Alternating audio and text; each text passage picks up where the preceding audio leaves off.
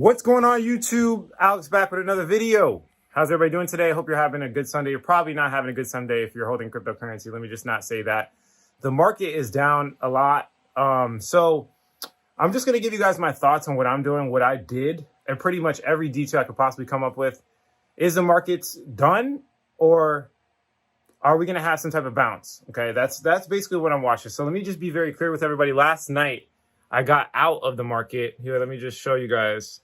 And I told you guys know I've been updating you guys that I'm getting in and out. This is the inefficiencies of YouTube. I cannot come on here and just drop a video. It's really hard. The time I got out yesterday was literally like 11 o'clock at night on a Saturday night. It's my friend's birthday. I'm relaxing. And it's much easier for me to just pop into Slack. I popped into Slack. I made the trade. There's no way I can just jump on YouTube and make a complete video 11 o'clock at night. I just want to be very clear with everybody that the inefficiency of this is why I keep telling people to follow me on Instagram and Twitter. I told everybody to go to Instagram and Twitter because I did actually call it last night. When I was selling, I said it last night on Twitter. I said it last night. This is easy for me to just pop in, drop in a text, right? It's a lot quicker. And I didn't do that for any other reason. I just trying to build efficiencies amongst my community and myself, right? So just really quickly, let me show you right around here. Let me just make sure you guys can see it. Right here, we rejected. I got out of the market. And from there, we're down about 20%, right? And then we're looking at the total market capitalization. I mean, Ethereum's below $2,000. That's kind of bad. Bitcoin's at below $35,000. Guys, look, I'm not trying to increase the pain, okay? Let's just be very clear. If you have a small amount of money in the market, you probably should hodl. Probably shouldn't be trading.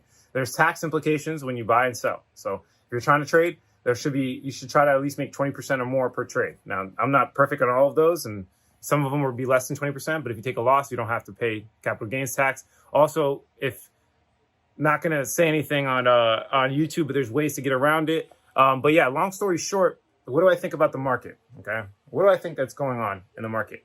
I think I'm bullish. Okay. I will say it's weird. Okay. I will say it is a premature ending. I think a lot of people have collaborated to make this happen. I think it's probably happened before. It has happened before. Nothing this crazy, but the market changed, right? It's a little bit bigger now. So, things that have never happened before, it's like always likely to happen. That's the game. That's literally, we can't predict the future. It's never going to be the same thing as history. I see people looking back in 2013, 2017, cycles, and they're using that as an indicator, and that's great. And I did the same thing too. But you have to remember that, it could be completely different this time. It most likely will be completely different this time. It's not going to track 2013, 2017. That's what everybody's doing. Most likely it is.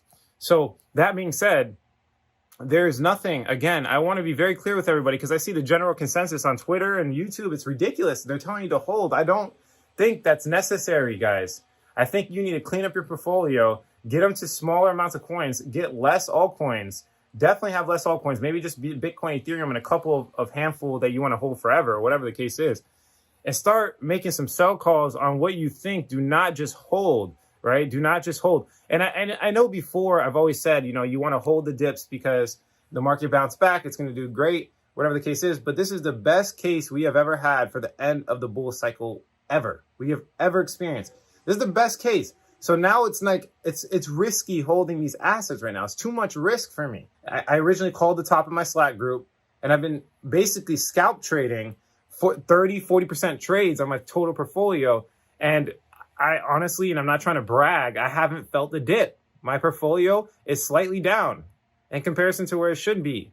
Like, I genuinely think that makes me feel like I could make better decisions. Like I said, in my gut, I'm a bull. Right now, I'm a bull. I think the market's going to turn around, but I'm not stupid. I'm not going to hodl when it could be the end of the bull run. It could be, there's a good chance it could be the end. If I were to put a number on it, I think it's like a 60% chance that we're going to continue. And there's like a 40% chance. If you would ask me like 2 days ago, I would say 70-30. There's a 40% chance it could be the end right now. They could have manipulated all of us. I remember back in 2017, nobody called it. None of your favorite YouTubers. Nobody's smart. There's literally all these smart people saying that Bitcoin was going to go to 100K in 2017.